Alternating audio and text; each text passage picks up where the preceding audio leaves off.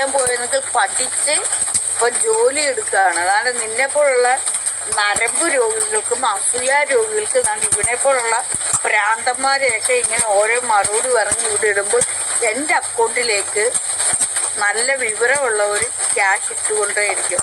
ഡോക്ടർമാർ വരെ പറയുന്നത് എന്താണെന്നറിയോ, നിങ്ങൾ ലൈവ് നിർത്തരുത്, നിങ്ങളൊക്കെയാണ് നമ്മുടെ പ്രചോദനമെന്ന്. മനസ്സിലായോ? ഡോക്ടർമാർ തന്നെ അവർക്ക് എന്തോ എൻ്റെ പൊക്കി എടുത്തുകൊണ്ട് വെന്റിലേറ്റർ ഹോസ്പിറ്റലിൽ കൊണ്ടുപോയിക്കൂടെ? അവരെന്താണ് കൊണ്ടുപോകാത്ത? അവർക്കറിയാം ഞാൻ അതീവ ബുദ്ധിമുട്ടിയാണ്. അല്ല നിന്നെപ്പോലൊന്നുമുള്ള കഴിവ് കെട്ടതൊന്നുമല്ല ഞാൻ. മനസ്സിലായോ? എനിക്കിപ്പോൾ തരുന്നുണ്ട്. ഇനി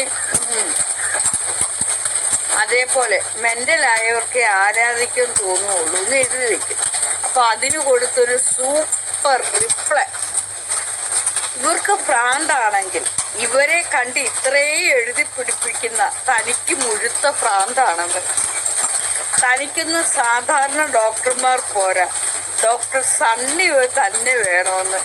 ആ റിപ്ലൈ ആണ് എന്നെ ഓർത്തോർത്തോർത്തോർത്തോർത്ത് ചിരിപ്പിച്ച് കൊന്നത്. ഇവൻ വലിയ കാര്യത്തെ ഇത്രേ എഴുതി വെച്ചു. പക്ഷെ ആ കൊടുത്ത റിപ്ലൈ ഒരു 1.5 റിപ്ലൈ ആയിരുന്നു.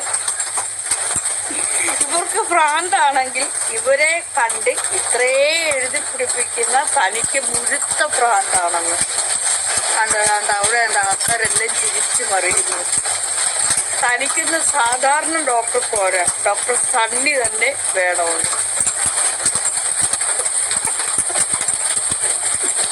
അപ്പോൾ എൻ്റെ പൊന്നോ എന്തോ ഒരു ചിരികളാണ് വരുന്നത്.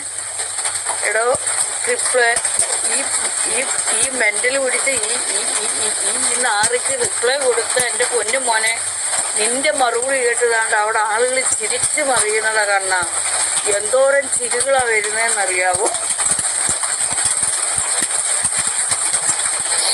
ഈ റിപ്ലൈ കണ്ട ഞാൻ ചിരിച്ച് ചത്തടോ, ഞാൻ മരിച്ചു, ഇനി എനിക്ക് മരിക്കാനൊന്നുമില്ല. ഇവർക്ക് ഭ്രാന്താണെങ്കിൽ ഇവരെ കണ്ട് ഇത്രയും എഴുതി പിടിപ്പിക്കുന്ന തനിക്ക് മുഴുത്ത ഭ്രാന്താണ്. തനിക്കൊന്നും സാധാരണ ഡോക്ടർ പോരാ, ഡോക്ടർ സണ്ണി തന്നെ വേണമെന്ന്.